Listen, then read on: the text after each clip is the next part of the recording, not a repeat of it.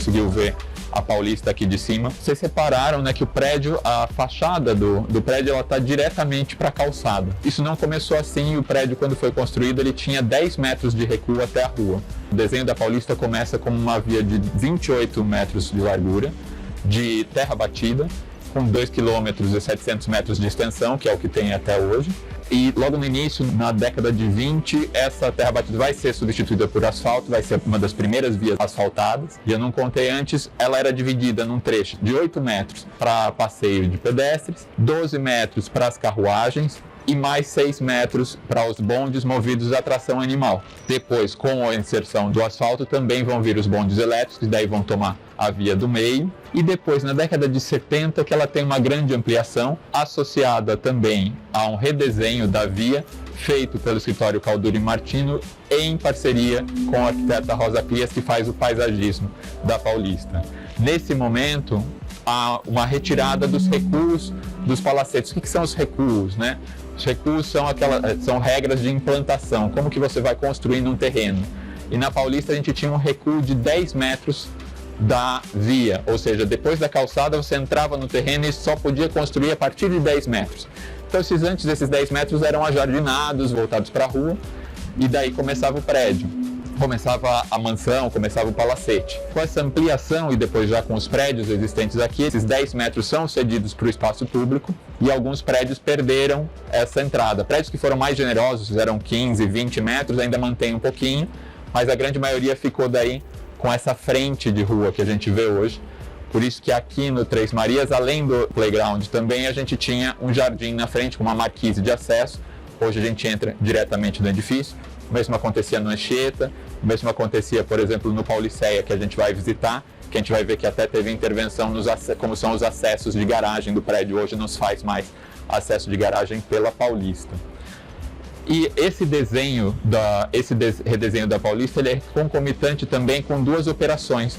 Uma é um túnel, o que o pessoal chama do buraco da Paulista, essa conexão que vem ali da Dr. Arnaldo, né, que a gente entra por baixo, e que estava apoiada num projeto de ter uma via expressa enterrada na Paulista e depois via a Paulista ser de trânsito local e pedonal, ou seja, uma ideia muito mais de você privilegiar o uso dos pedestres em relação ao uso dos carros.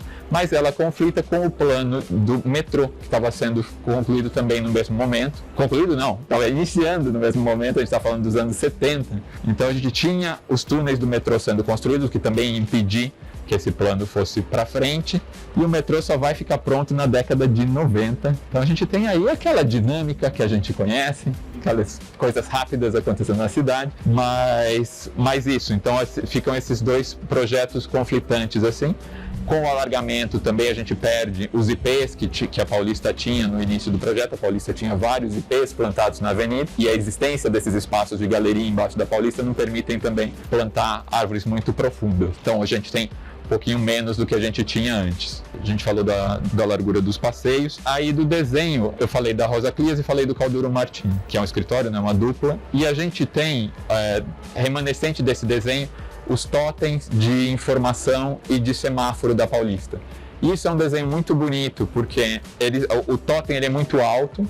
Vocês veem que ele tem uma inscrição com uma letra maior para o fluxo dos carros, mas no nível do pedestre, você tem uma aproximação, você tem uma letra menor com informações mais locais e mais imediatas. Então isso é muito respeitoso em termos de quem está andando na rua. Ao mesmo tempo, outra operação muito bonita que acontece na Paulista são as faixas de pedestre. Reparem que nunca a gente tem a faixa de pedestre aqui na Paulista na esquina. Ela sempre está próxima mais ao meio do quarteirão, ao meio da quadra. E isso também é pensando numa segurança do pedestre e numa facilidade de orientação na cidade. Depois procurem os desenhos, além dos totens, tinham desenhos lindos de equipamento urbano, de bancas de revista, de bancos, de espaços para ônibus, que eram anos 70, então tem uma lógica meio Yellow Submarine, assim, mas é um desenho super interessante. Eram amarelos, eram arredondados, traziam um pouco a ideia do quiosque, uma coisa de um desenho meio da Polônia, assim, é muito bonito. E o desenho das calçadas, que também a gente tinha as calçadas em pedra portuguesa com faixas pretas e brancas, que era o desenho da Rosa Clias, que também nos anos 2000, quando começa uma alteração para tornar o piso podotátil e melhorar a acessibilidade também, na Paulista, esse piso vai sendo substituído. Ele só se mantém hoje no trecho do Conjunto Nacional, que é anterior, né, a essa alteração, mas que também mantém todo o quarteirão a pedra portuguesa com os grafismos atribuídos daí ao Davi Libeskind, autor do Conjunto Nacional. Aproveitando que a gente está entre o Conjunto Nacional e o IMS, acho que é um bom momento para a gente falar também de outro ponto depois, para quando vocês puderem visitar o IMS, né, que não está hoje dentro do passeio por questão de logística, e também por ser um prédio muito mais acessível, muito mais fácil de todo mundo visitar. O IMS faz uma homenagem muito interessante a esses pontos que a gente falou da Paulista. A entrada, o pavimento de entrada do IMS, ele é elevado do chão. Você entra no IMS e você tem uma escada rolante que te leva para um pavimento acima, que vai depois te fazer a distribuição tanto para as áreas expositivas quanto para a biblioteca para baixo. Reparem que nesse pavimento, o piso desse pavimento é de pedra portuguesa com desenhos de barras brancas e pretas, recuperando um pouco essa ideia do desenho da Rosa Clias. E tem outro detalhe importante: esse térreo está quase na mesma altura da base horizontal do Conjunto Nacional, que é o ponto para cá, tem um prédio entre nós, não dá para ver, mas quando a gente estiver lá a gente vê. Então ele faz esse belvedere para Paulista, uma parte mais elevada. Você não está na cobertura como a gente está aqui, você tem uma vista mais próxima da cidade, e é muito bonito essa escala, você ter essa noção da cidade, conseguindo ver as entradas dos prédios também e tudo mais. Então isso é uma homenagem que o projeto do IMS do Andrade Moretim faz, que eu acho que é bacana quando a gente vai lá entender esses motivos aí.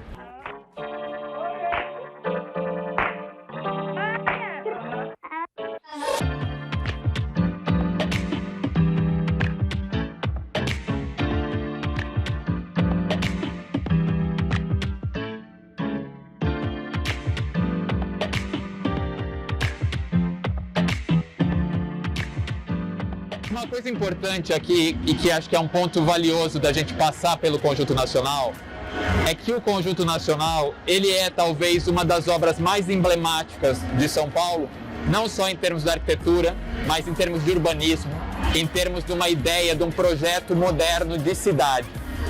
E a história do Conjunto Nacional é muito interessante. Hoje a gente ouve falar do Conjunto Nacional e falar, o arquiteto Davi Libeskind veio e fez o Conjunto Nacional e aconteceu. E não foi bem assim. Quando o José Tijurs, que era um empresário do ramo hoteleiro, compra esse terreno, ele compra esse terreno do Horácio Sabino. Tinha um palacete do Horácio Sabino aqui, desenhado pelo Vitor do Bugrá, também um arquiteto do ecletismo muito renomado. E ele compra esse terreno inteiro, vai demolir o palacete, e o plano dele é fazer um edifício misto, que tivesse comércio, habitação, escritórios e um hotel. E para isso, ele faz um concurso de arquitetura. Vários arquitetos concorrem a esse concurso, Davi Libeskind não é um deles. Quem ganha o projeto é o arquiteto Gregory Warszawski, que na época já era um arquiteto bastante renomado. O Gregory Warszawski, quem vai estudar a arquitetura moderna de São Paulo, é um dos primeiros modernos, né? É o cara que dá aquele golpe na prefeitura falando que vai fazer o ornamento e depois diz que faltou dinheiro, e daí entrega uma casa com linhas modernas, linhas limpas. E ele, nesse momento, já vai estar muito bem sucedido, fazendo grandes empreendimentos em São Paulo. Um deles, a sede social do Clube Paulistano, que é projeto do Warszawski. Só que o que acontece? O Warszawski ganha esse concurso. O que acontece em paralelo? O Abelardo de Souza fez também, além do Três Marias aqui, em 52, o edifício Nações Unidas, na esquina da Brigadeiro Luiz Antônio, que é um edifício que foi aprovado receber lojas no térreo, uma galeria comercial, um pouco menor que essa, mas com essa identidade de você poder cruzar o quarteirão através dele, e apartamentos kitnet, muitos apartamentos kitnet, que na época não eram permitidos e foram aprovados como hotel. Daí a gente tem aquela elite paulistana que não gosta de gente diferenciada, que vocês conhecem, a gente já viu problemas do metrô de Higienópolis e coisas assim. Fazem uma força para não permitirem mais projetos de hotel na Paulista. porque virava isso, virava apartamentos pequenos e vinha público com menos poder aquisitivo e aquela história da desigualdade que pavimenta a nossa história. Pois bem, o hotel do concurso do Gregory Warshawski vai por água abaixo, justamente do Tjurs, que é o empresário do ramo hoteleiro. O que acontece? Nesse mesmo momento, o Davi Libeskind, formado em Minas, bem indicado, vem para São Paulo tentar a carreira aqui, com 26 anos de idade, estava super novinho. E sabe o cara que cai no jantar certo, na hora certa, com a pessoa certa? Ele cai num jantar com o Tjurs, fala que é arquiteto, recém-formado, tinha indicações de pessoas de Minas Gerais. E o Tjurs faz uma provocação para ele. Olha, eu tenho esse terreno aqui, este aqui, faça um projeto para ele. A gente vamos ver o que acontece.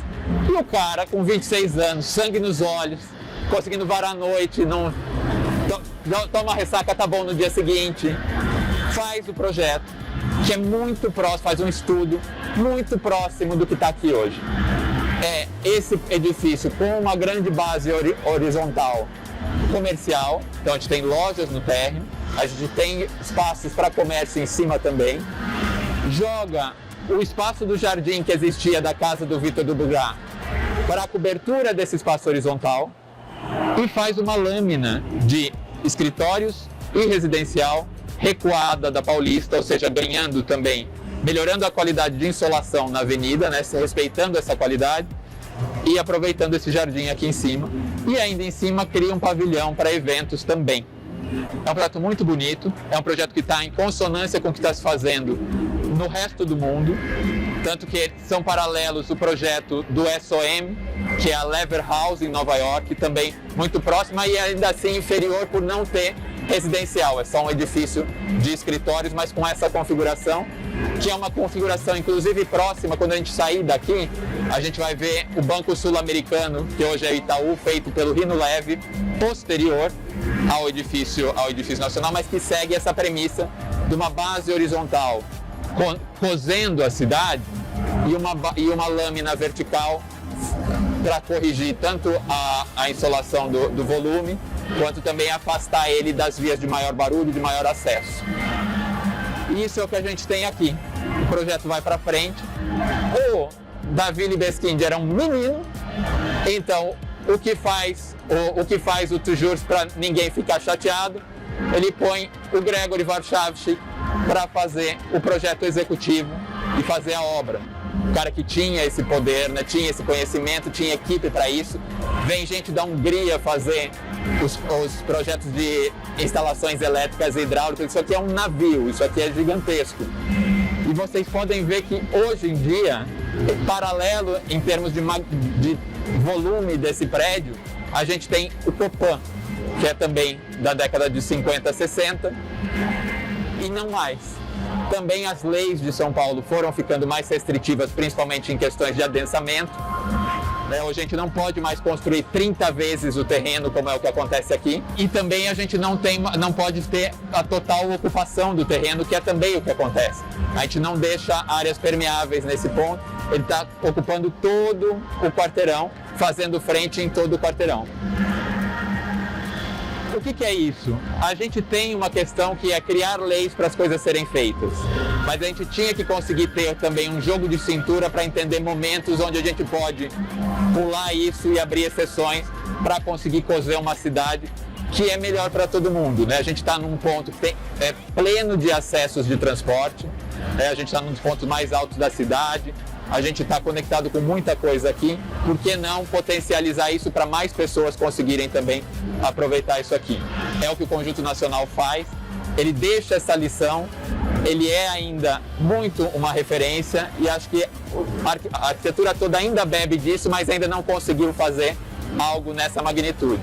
O próprio Davi Libeskind vai ser a grande obra dele, vai catapultar a carreira dele, vai fazer muitos edifícios residenciais, em Vianópolis tem vários edifícios do Davi Libeskind, mas nunca ele vai fazer de novo um edifício desse tamanho. Esse é o hit, esse é o vai malandra dele. Então agora a gente vai subir. Por onde a gente vai subir? Pela rampa. A gente vai subir pela rampa para ver lá em cima esse espaço de belvedere que ele cria para Paulista.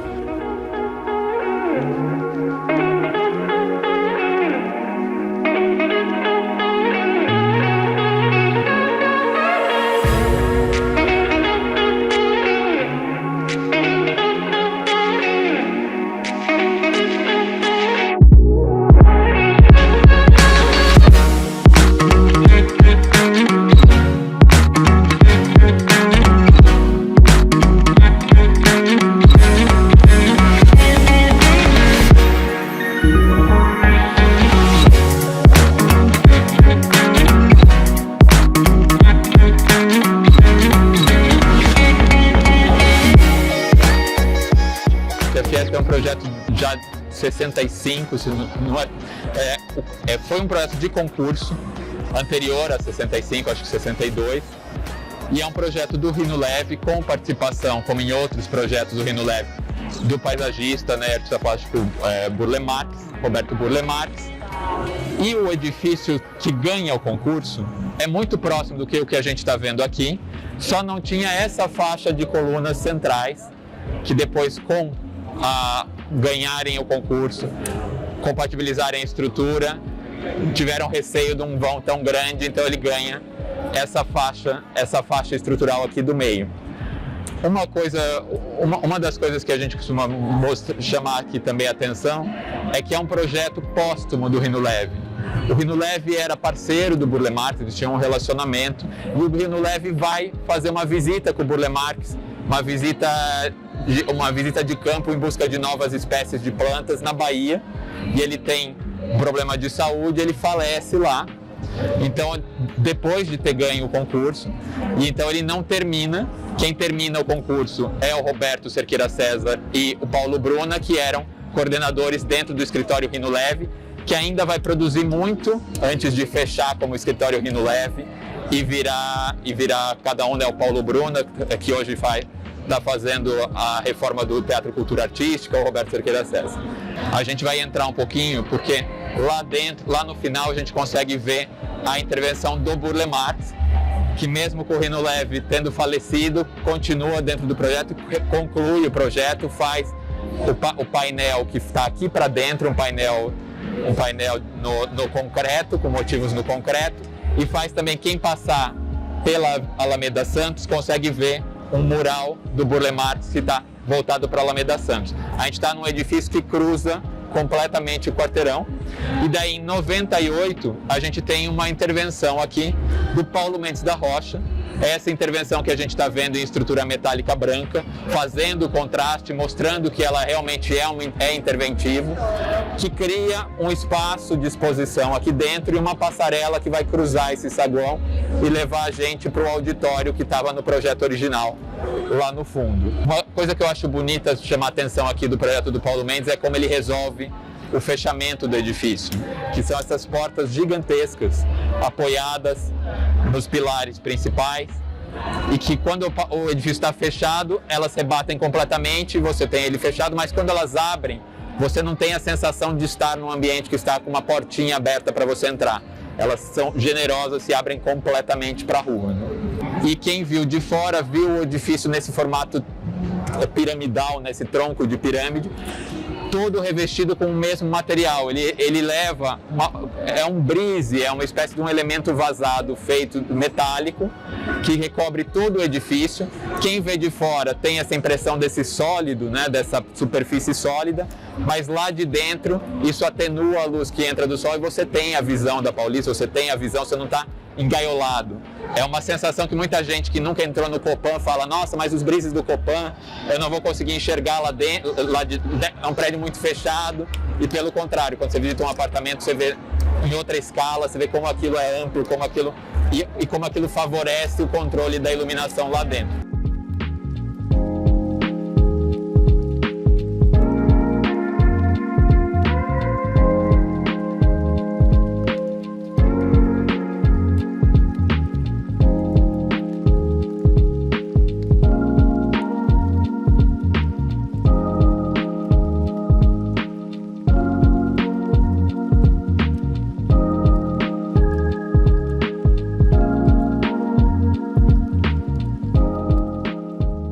quando entra aqui, descobre que ele não é só o edifício Pauliceia, ele é o edifício Pauliceia e ele é o edifício São Carlos do Pinhal, ambos projetados pelo Jacques Pilon e pelo Giancarlo Gasperini, que depois foi fundar a Flávio Gasperini, que é um dos maiores escritórios de São Paulo até hoje. E é importante falar que o Jacques Pilon já era um arquiteto muito experiente, né, nesse momento.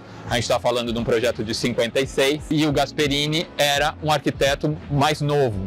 Então a gente está tendo uma junção de experiências aqui. Alguém que está muito interessado no projeto moderno como um todo, e alguém que já vem de uma ampla produção, né? O Jacques Pilon é autor de prédios importantíssimos de São Paulo, inclusive os primeiros edifícios também verticais, né? O Jacques Pilon é quem projeta o edifício Santa Andrea em Higienópolis, um dos primeiros edifícios, inclusive onde morou a Tarsila do Amaral. Aqui, além de tudo, a gente tem, não é confirmada aqui a colaboração do Burle Marx nos jardins, é atribuído. A gente tem esse desenho também das amebas e o desenho dos ladrilhos hidráulicos com as bolinhas aqui que a gente vê. E uma coisa muito importante, a gente falou da ampliação da Paulista, que comeu 10 metros frontais do edifício. Ou seja, a gente tinha no começo aquela entrada, a entrada de carros por ali, que a gente vê que a rampa está fechada, justamente porque a rampa perdeu o espaço para para conseguir resolver essa inclinação. Então o acesso da garagem hoje em dia ocorre só pela São Carlos do Pinhal. É uma garagem em todo o andar de baixo, por isso as jardineiras elevadas aqui para ter vegetação. E o desenho da ventilação da garagem faz parte também do desenho do paisagismo. São essas peças em cima das jardineiras, onde fazem a ventilação natural da garagem. Uma garagem enorme, com o pé direito super baixinho, assim, tem vigas a quase 2 metros de altura, assim, mas a gente está em cima desse espaço todo. E outra coisa importante também de falar daqui, são várias plantas, a gente tem vários tamanhos de planta, a gente tem apartamentos de 70, apartamentos de 100, apartamentos de 130, acho que chega a apartamentos de 200, também tem acho 4 ou 5 tipos de planta, para justamente não só ser um prédio evolutivo, onde você pode começar morando no apartamento menorzinho, casar, ter filhos e aumentando a família, como é mais democrático também, você tem todo tipo de gente com todo tipo de vida podendo morar nos apartamentos com o tamanho de acordo com a sua necessidade. Os dois prédios são exatamente iguais, a única diferença é que eles são refletidos. A fachada do Pauliceia está voltada para Paulista com as pastilhas em azul, e a fachada do São Carlos do Pinhal está voltada para São Carlos do Pinhal com as pastilhas num tom bege acastanhado.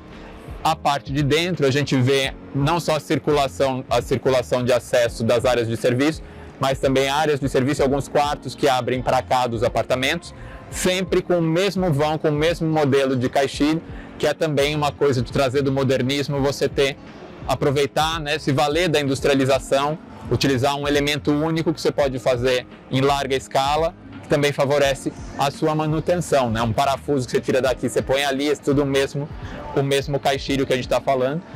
E isso acontece também nas outras fachadas. Vocês viram agora na entrada, né? A gente vai olhar do outro lado onde tem o jardim, onde tem a continuação do jardim, a fachada de lá, para entender um pouquinho esse mecanismo das janelas, que são quase piso-teto, tem um store integrado, né? Uma veneziana integrada nelas para fazer a proteção solar de ambos os lados, e vão com a mesma modulação, podendo resolver diversos ambientes. Então você tem uma fachada também completamente projetada, né? Ela está desenhada exatamente para ser versátil e conseguir absorver esses diversos tipos de apartamentos. Aqui a gente não tem cobertura acessível, aqui é um telhado, lá em cima a gente vai até os últimos apartamentos, tem só um nível de apartamento, que a janela não é igual a dos outros, ela faz um arremate do coroamento do prédio, então ela é um pouquinho mais alta, diferente dos outros que ela é quase na altura de um banco, assim, é bastante bonito, dá para ver de pertinho aqui. Tem esse desenho lindíssimo e super delicado das marquises de acesso de ambos os lados, né? Que é um desafio estrutural. Olha o tamanho do tirante que está segurando e olha o tamanho dos pilarzinhos ali em V que suportam essa laje. É muito bonito. O caixilho é praticamente uma máquina, né? Ele tem os caixas que recolhem os stores, Ele tem os trechos que pivotam para frente, então você pode fazer um sombreamento, mas ter uma abertura para iluminação também. E vocês veem que ele é bem baixinho, tanto que a gente tem um tubo que faz às vezes de guarda-corpo nos apartamentos, né? E daí nesse caso aqui, quem mora nesse aqui tem a área dos quartos e área social voltadas para São Carlos do Pinhal, e a parte da cozinha, um dos quartos, banheiro, área de serviço, estão voltados para o outro lado. Mas, gente, uma coisa que eu acho importante a gente falar aqui, que eu gosto de chamar a atenção, é da gente pensar nesse edifício a qualidade dos espaços que a gente tem aqui embaixo. A gente tem, primeiro, uma área enorme de jardim, os saguões também são bastante generosos, e a gente não tem salão de festa, espaço pet, espaço criança, espaço bebê, espaço beach tênis, espaço zen, jardim dos aromas. Não, a ideia é mesmo você morar num jardim, você desce e você aproveita o jardim. Você imagina as pessoas que moram aqui na pandemia, o privilégio que elas tiveram de morar num espaço que você tinha essa qualidade, né? O jardim não acho que isso também joga a gente para ver, tipo, muitas vezes a gente tem que cobrar do mercado imobiliário, cobrar dos arquitetos, recuperar essa qualidade do espaço. Não é quantidade, não é você ter um monte de salinhas fechadas, que você põe uma placa na porta e ela vira outra coisa. É você ter um jardim que você aproveita, um jardim que você tem zonas sombreadas que você pode descansar, um acesso para a sua casa que você respira aqui embaixo, né? Então acho que esse prédio é muito uma lição, né? Ele não é um edifício misto, ele é completamente residencial, mas ele é uma aula de edifício residencial, assim. A gente vai passar por 2 pontos, né? Um é o edifício que a gente já passou, que é o Santo Honoré, do Artacho Jurado, de 52, que isso é legal a gente falar também.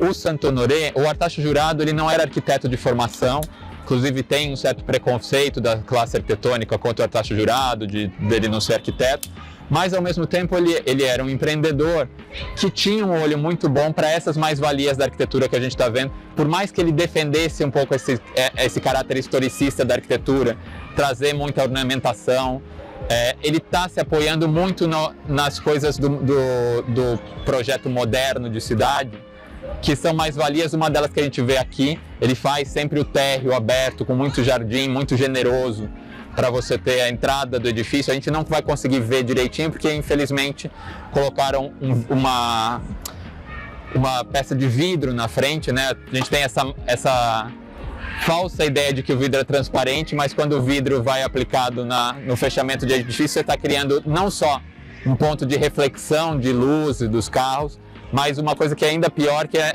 barrar essa brisa que a gente está sentindo aqui, porque o vidro realmente vai barrar essa brisa.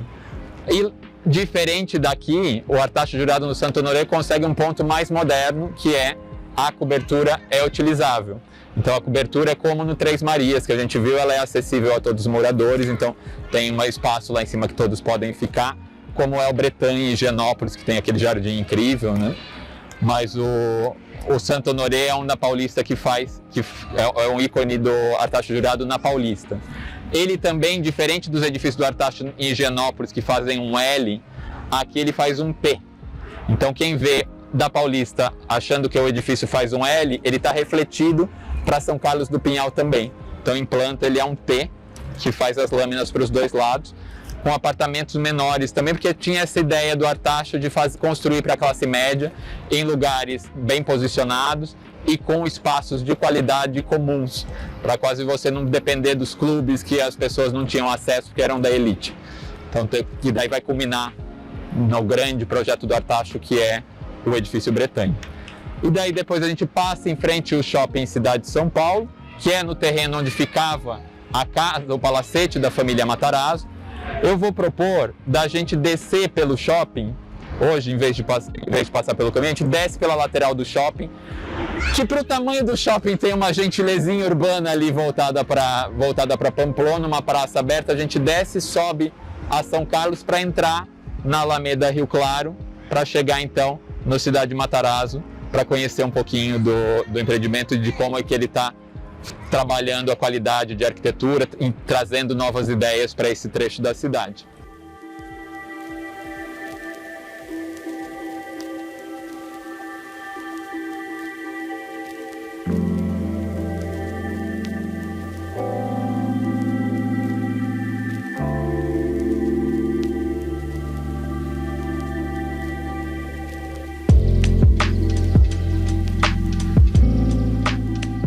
Cidade Matarazzo, esse empreendimento que está patrocinando hoje o nosso passeio, e eles têm uma postura muito de tentar manter a identidade do espaço que estava aqui antes. As intervenções vão ser muito pontuais nesses edifícios que vão ficar dedicados a espaços expositivos, e a intervenção é mais forte no edifício da maternidade, que a gente vai ver quando a gente entrar, que vai abrigar um hotel.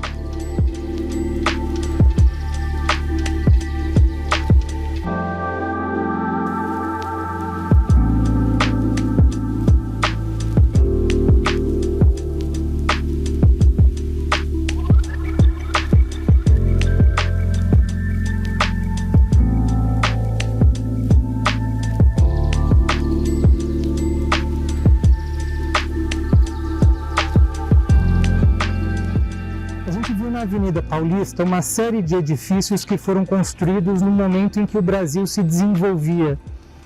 Quer dizer, a partir dos anos 30, o Brasil entrou num ciclo de urbanização, de industrialização, que teve um impacto grande no trabalho dos arquitetos e urbanistas. Então, os profissionais tinham uma pegada de querer qualificar, produzir numa escala compatível com o que o Brasil vinha se desenvolvendo, o tamanho que as cidades vinham alcançando. E isso foi gerando algumas propostas muito positivas, né? Então você vê assim, dá para imaginar todos esses edifícios sem grade, né? Quer dizer, eles direto na rua, tal. É uma qualidade de espaço maior, né? Esse empreendimento tem coisas dessa visão, mas é diferente no sentido que o mundo trouxe novas exigências, né? Quer dizer, a gente está num mundo em que a grande questão é a sustentabilidade, a diversidade cultural. Quer dizer, esse empreendimento se constituiu um pouco nisso, e é claro que ele estabelece também uma relação mais positiva entre arquitetura e cidade. A ideia é que isso aqui seja um grande parque cultural, onde você tem preservação ambiental, você tem preservação cultural, a gente oferece uma série de serviços qualificados. E agora a gente vai dar uma olhada na capela, que de certa forma ela sintetiza bem o empreendimento. Eu me lembro que quando a gente começou a discutir o que nós faríamos com a capela, as primeiras reuniões eu estava achando um pouco surreais, né? Porque estava vindo ideia de escavar por baixo. Falei, mas como é que nós vamos escavar por baixo, né? E tiveram muitas conjecturas até que nós chegamos nesse modelo que nós utilizamos. E eu me lembro do momento em que houve um receio, falei assim, poxa, se a gente escavar e esse negócio cair, vai ser um problema, né? E aí eu me lembro que o Alar falou assim, Roberto, a gente tem um compromisso com o desenvolvimento tecnológico e cultural. A gente está aqui para fazer um empreendimento que joga para o futuro, que joga para um futuro bom. Então, aquilo que vocês vão ver agora, de certa forma, é o primeiro resultado, porque foi o primeiro edifício que nós entregamos, de uma visão que é um humanismo contemporâneo, que acredita no ser humano, que acredita na nossa capacidade de construir, de criar, de inventar, mas também de preservar, de respeitar e produzir soluções que sejam mais integradas, seja com o meio ambiente, seja com a nossa história, né? Então, o que vocês vão ver é isso. Tem um ponto que é curioso da capela, que além dos trabalhos de restauro, que a gente descobriu que tinha muita coisa por baixo, ela estava toda pintada de branco, né? E a gente foi descascando e chegamos nos murais super legais e tal. E a gente resolveu não pintar de novo os murais, porque tem algumas correntes que defendem a ideia de você recuperar a pintura mural igualzinha e tal. A gente foi mais italiano, assim, a gente deixou do jeito que tá. Então vocês vão olhar uns murais meio... tem aquele charme da decadência, sabe? Aquela coisa meio detonada. E a gente descobriu na fachada principal um vitral. Tinha sido concebido um vitral, mas ele não tinha sido implementado. E aí nós propusemos uma obra do Vic Muniz. Justamente a ideia de que você pode intervir agora e atribuir valor. Quer dizer, a história continua sendo construída, né? Daqui 100 anos esse vitral vai ter sido parte de um capítulo dessa história. Vamos lá dar uma olhada, então?